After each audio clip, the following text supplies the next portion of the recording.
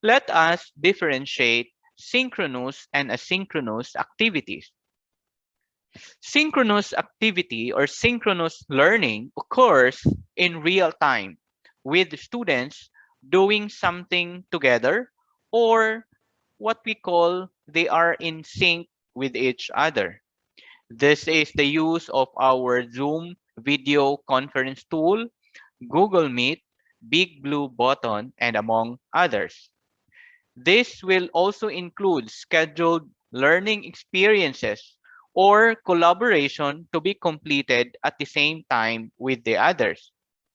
However, in synchronous learning, we have to provide additional structure, additional accountability, and opportunities to engage with others in our learning management system or in our virtual classroom. On the other hand, asynchronous learning occurs in one's own time or own pace with no requirement to be lockstep with others. It also allows students to work independently or potentially with others at a flexible pace that meets their individual needs. In asynchronous learning, include experiences, assessments, or collaboration to be completed within a window of time, but not necessarily in real time with others. In asynchronous learning, teachers can work synchronously with one or more students while the others are engaged in a synchronous learning task. To differentiate synchronous and asynchronous online classes, if we can see, for asynchronous online classes, completion of work where each week on their schedule is done. They can receive immediate feedback on quizzes, and at the same time, scheduled group are also declared. Synchronous online classes, this is where students attend class virtually each week, participate in real-time discussions during our class, and improve presentation skills. Synchronous learning, as I mentioned, the communication happens in real time. This is possibly more engaging and more effective, which allows for instant feedback and clarification. Asynchronous learning is not live, and it is possibly more convenient and more flexible among students because it allows to work at their own pace. Asynchronous learning is also helpful, especially when we have a challenging internet connection. So when, why, and how to use asynchronous versus synchronous e-learning. Let's try to answer first when. If we want to reflect on complex issues, let's use asynchronous activity. If we want to discuss less complex issue, then go for synchronous e-learning. If we want synchronous meetings which cannot be scheduled, that is asynchronous. But if we want to getting acquainted to each other, we need synchronous learning. When we want to plan tasks, brainstorming, and etc., apply synchronous learning. Why? In asynchronous learning, students have more time to reflect because the sender does not expect an immediate answer, meaning we teachers not necessarily expect an immediate answer from our students. Students become more committed and motivated in synchronous learning because a quick response is expected. How? Use synchronous means such as email, discussion boards, and blog.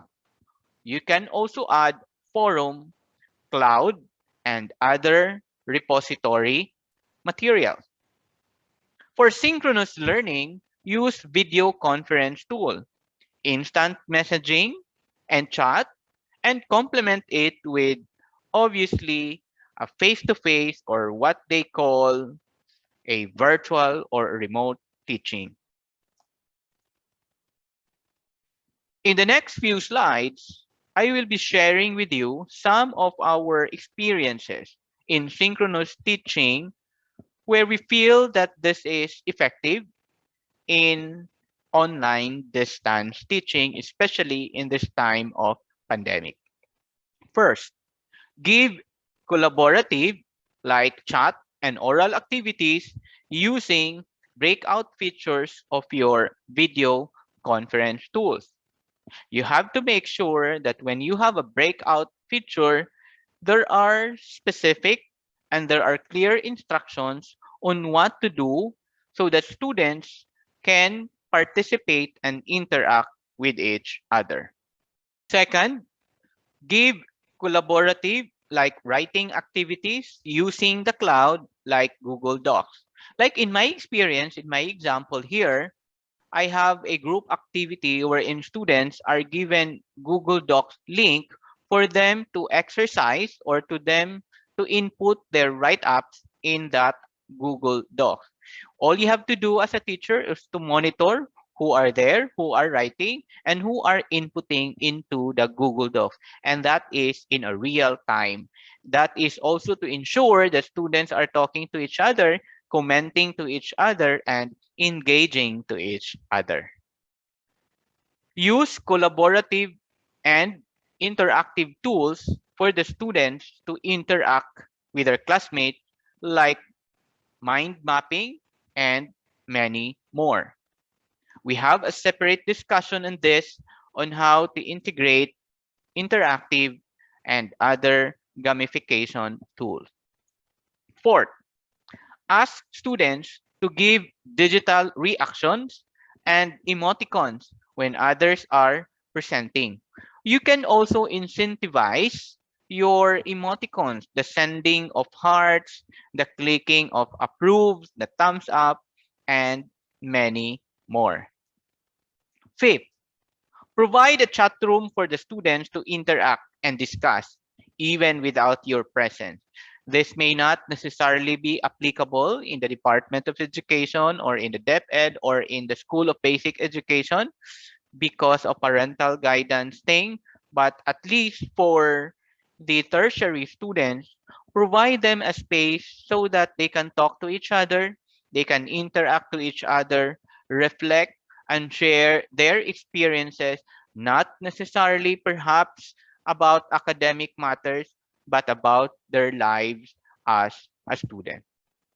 Six, during video sessions, spare a time for the students to talk to each other. I normally give this, I give like 5 minutes break and allow them to talk to each other. And I inform them that I will go away from my desktop or shut down my video or switch off my video so that they can talk to each other. I even sometimes check or set my settings in such a way that my students can enter or can attend the video session even without my presence. Seven, assign group of students to serve as technical moderators, either in chat or in video session. They are good into this. I am sure you will agree with me. We're not so familiar with the different technicalities in the video conference tool that we have.